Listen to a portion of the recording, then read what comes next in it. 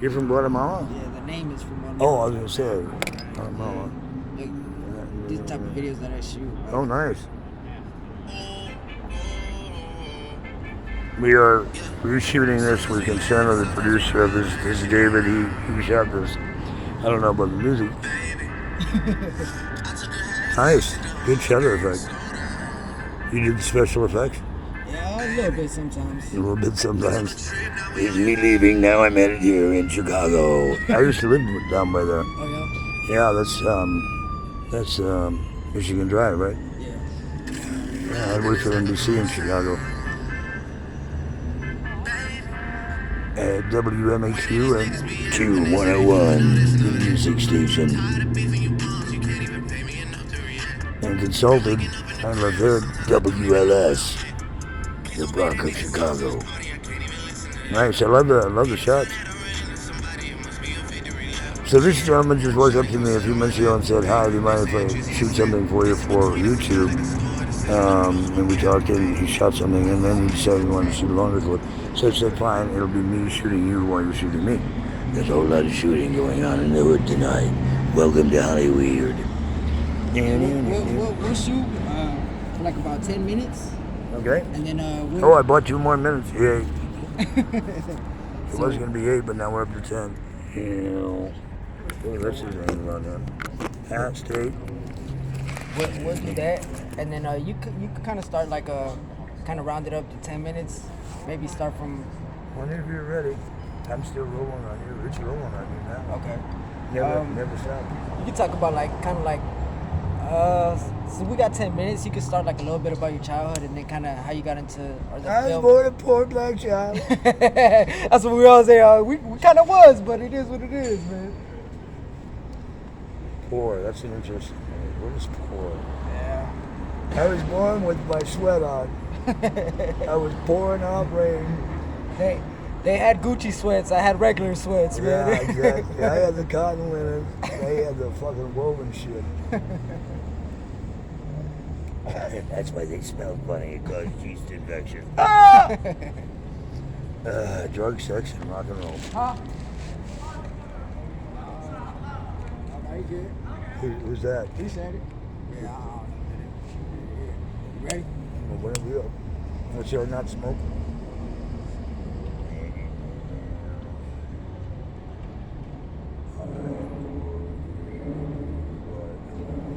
Now in 3D at a theater near you. Hi, David. Yeah. Let's speak a little bit louder. Huh? It's you. Hello. You are so beautiful. I love your smile. Let's just try to speak a little bit louder. Jesus Christ. Do you not have a headset so you can hear what you're getting? Not really. I don't. That's okay. So go ahead. Okay, good. So you walked up and asked if we could do a piece about my life. I was born in Sheboygan, Michigan, which is up here, the tip of the mitt, and I'm about peace unless you show me that you're not, and then I'm about being straight up. Honesty is real important to me.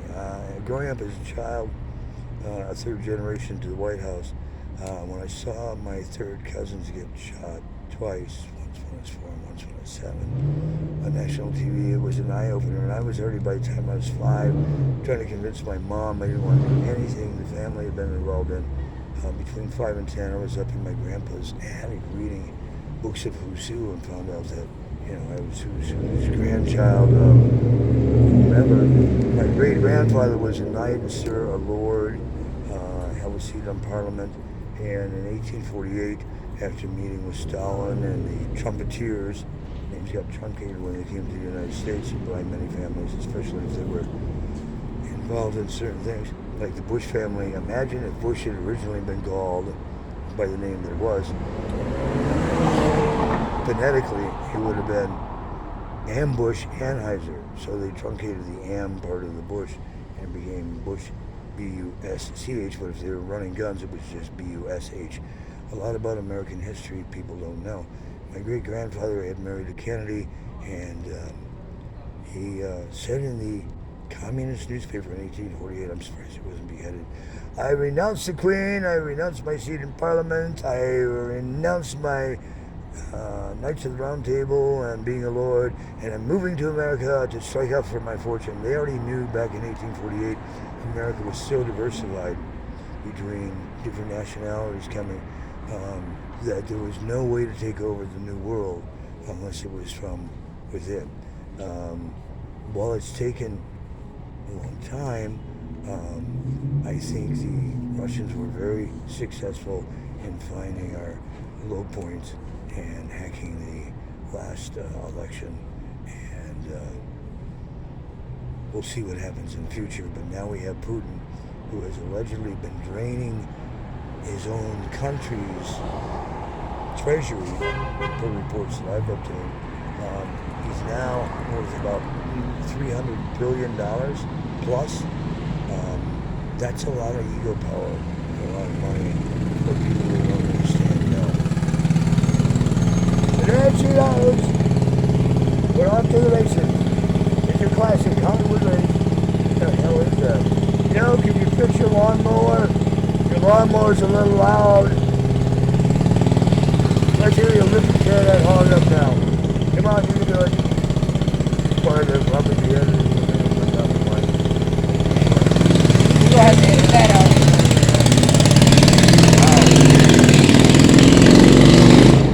That bike speeds more than gas tanks. Wow, that sounds like it's just farting down the road and dying all of a sudden. Woo! It's dumb. Anywho, I've been, some people have said, what happened with your demise? It's not a demise, except that my government, who made me work for them, because I knew too much, the choices were more than obvious, announced to me in a phone call from the State Department on behalf of Obama through the Secretary of State at the time, Mr. Peckerhead, who had another Peckerhead call me and threaten my life if I continued to talk about the Russian hack, even though the facts I was presenting were truthful, and then why would I want to give up my career and then make me look like a homeless derelict? You know what? They were going to do that anyway, whether I said yes or no at the end of the call, and so I just said thanks for the advice.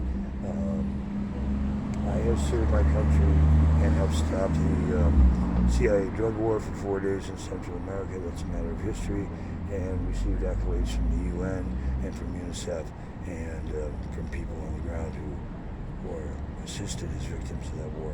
I have been a big proponent about fighting against wars since before I even turned legal age, telling Carter in my living room when I was 16 that I had already been approved to move to Canada.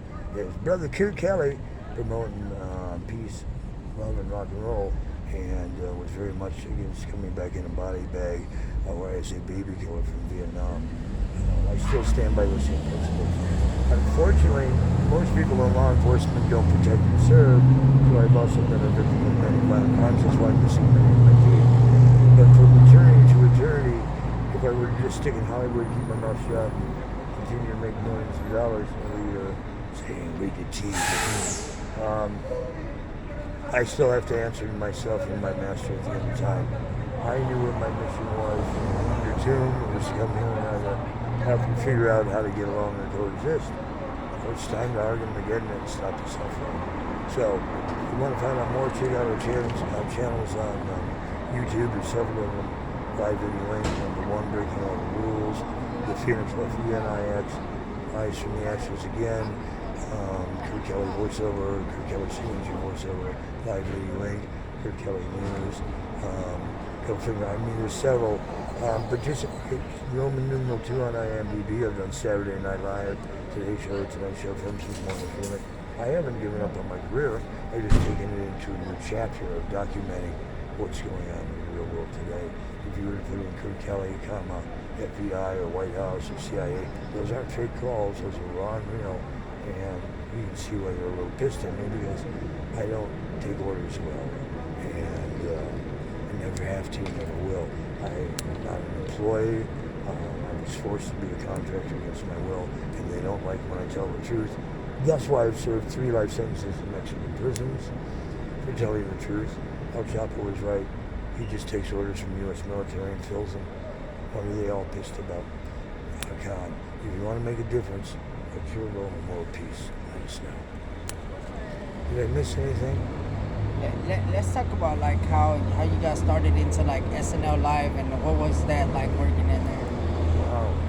Wow. Well, when I first became a Saturday Night Live, it was around the same time MTV was starting, and I was transferring from Detroit, working with ABC and NBC and Global West Broadcasters and a litany of stations and networks. Because one thing I've always maintained in my contracts is that I am an entity unto myself. I don't work for anyone.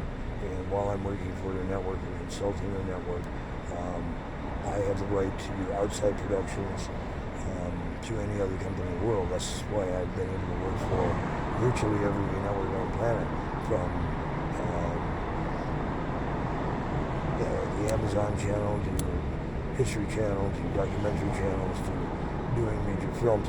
But Saturday Night Live was trying to get me to come to New York and spend time with them, and also run WNBC Radio in Chicago with Howard Stern, which I always loved Howard. I knew Howard from Detroit when he was doing mornings there and when I was in Detroit. And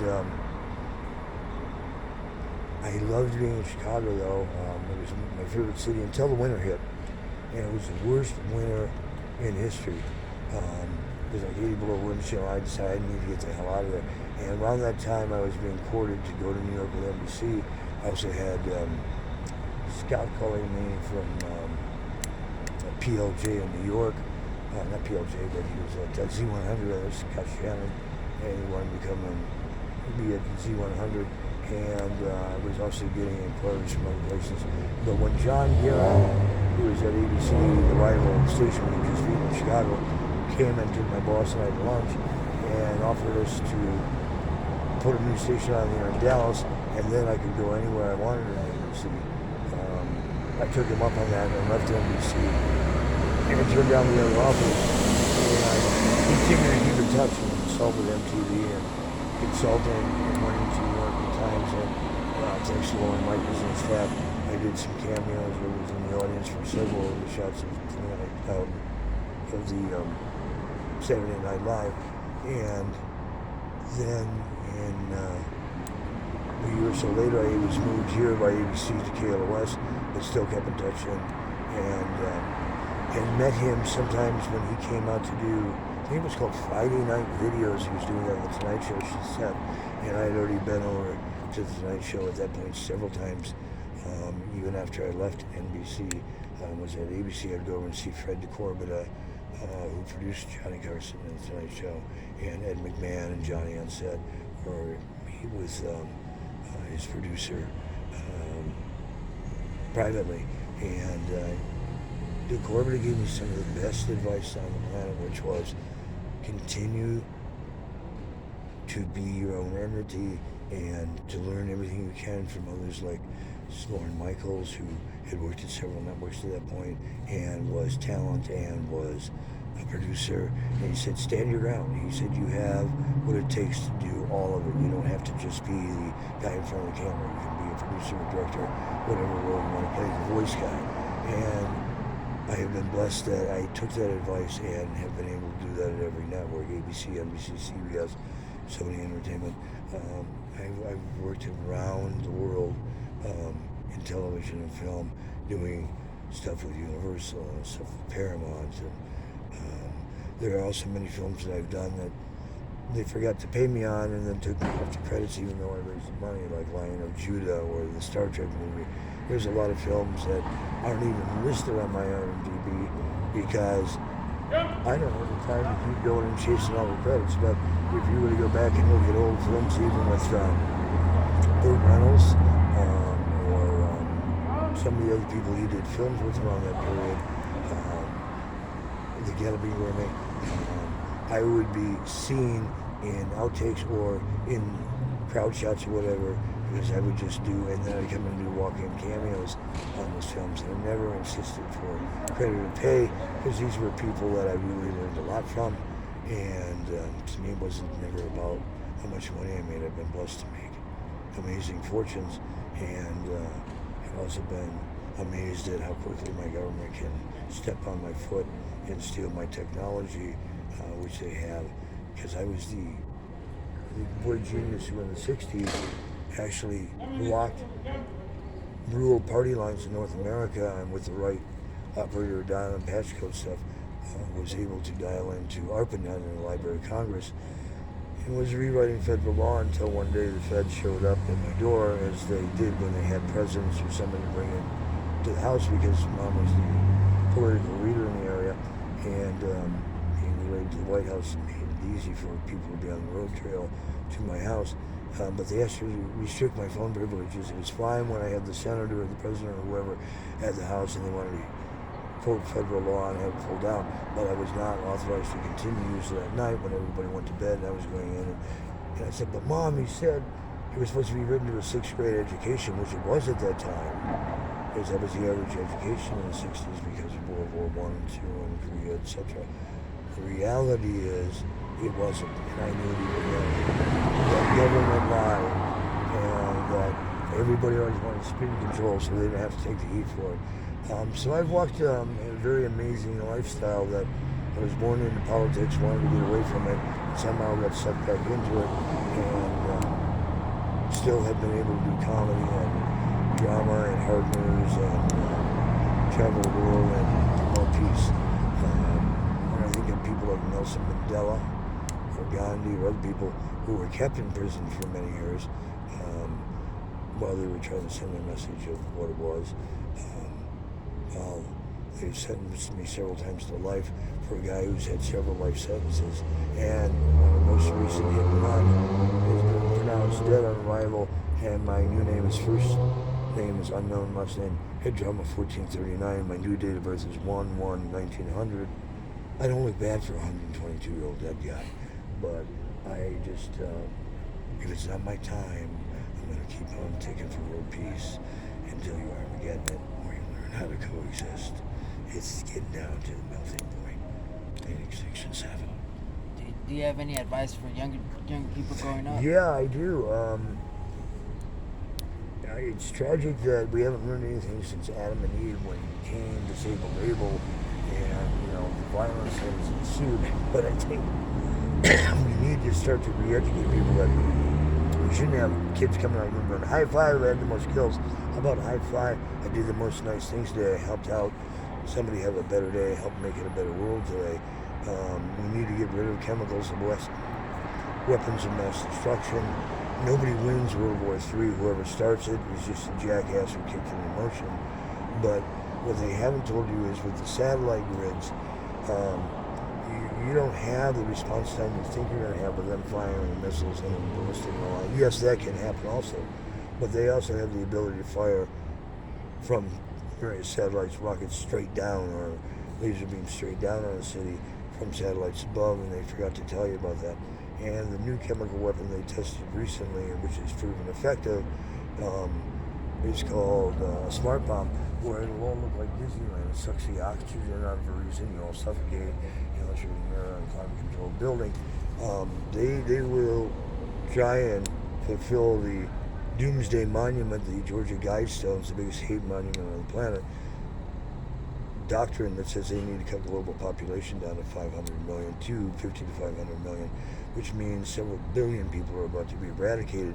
But then the footprint is also eradicated, so we can reverse almost immediately some of the global warming they're doing, and the resources that they've already extracted with your labor will last for thousands and thousands of years on that population size. I think you need to reach out and get transparency in government, religion, even with criminals, because otherwise we're not going to survive World War III, and if they fulfill the Doomsday Monument, they plan to get rid of you anyway. Maybe it's time to demand honesty in leaders and get all the jackasses who would like to go to one world order, one religion, and decide who lives and dies, the Illuminati tribe, out of power. Maybe it's time to level the playing field. Everybody gets an equal share. There's no more self-entitlement. Take away the bullshit money they stole over all the years, and maybe make the Illuminati homeless for a couple thousand years and see how they like it. What's your take on God and religion? God is an overused word, and God backwards is not dog, and dog ain't making decisions on creation. I think if we can get over Allah, Buddha, Jesus, who your Savior is, I think if your leader, your Savior, your Creator wants you to kill harmless people, you're going to get virgins when you get there. I would call it Satan, wouldn't call it God. How about something we can all agree on, like Creator or Architect, or if you need multiple gods, the architects of creation. Understand that you missed the biggest point. Things through time have been redacted, changed, modified by governments and religions. And one of the greatest sins of all, thou shalt not covet, thou shalt not. How about this one? You do not have the right to break the soul of another, to make them your bitch, to make them less than you, to destroy something you didn't create. And with that said, why are you destroying planet Earth, which has given you life in the first place, at such a repulsive rate that we've gone from 10 million known life forms over the last 50 years, which were actually born, to down to around 1 million right now, life forms that exist. And if you keep going at this rate, what is everybody going to be feeding on when you've extincted most of the food chain? Bees and pollen and honey are becoming extinct just by all the telephone waves and microwave signals. It's time we go green, get rid of the toxins and artificial additives and things that make people fat, dumb, and stupid and gullible to believe anything. There are people dying on the street because they're being beaten, robbed, raped, drugged to death, murdered by haters. And we should be helping everyone get off the street and figuring out how to get it off. Food for thought. Can younger people help change the planet in time before it's too late? I think we should. Not only at elections, take a stand. No, I'm not going to war. We should stop this thing going on over there with Russia, and they want to take over this country. It's time to stop the wars and the dictatorships and the insane rulers from overrunning this planet in the kingdom. Or get ready for your final prophecies of Revelations and Armageddon. It's up to you. Only you can help to make a difference. But wasn't something, who was that Apple guy who said, it takes one person to think about it who can also change the world? I've been thinking about world peace a long time. Is that something that's ever entered anyone else's mind? Maybe it's time you start thinking about it, because your alternative is World War III. What are you going to do for peace today? Namaste. Be blessed in all you do today and help others. Don't fuck everybody over! Rock and roll, Uchi-ho. I'd love to see it when you cut it down. We got some good stuff there. Oh, yeah, let's see. I hope that the cars and everything like that wasn't. Well, I've been recording you the whole time, so we have backup audio on the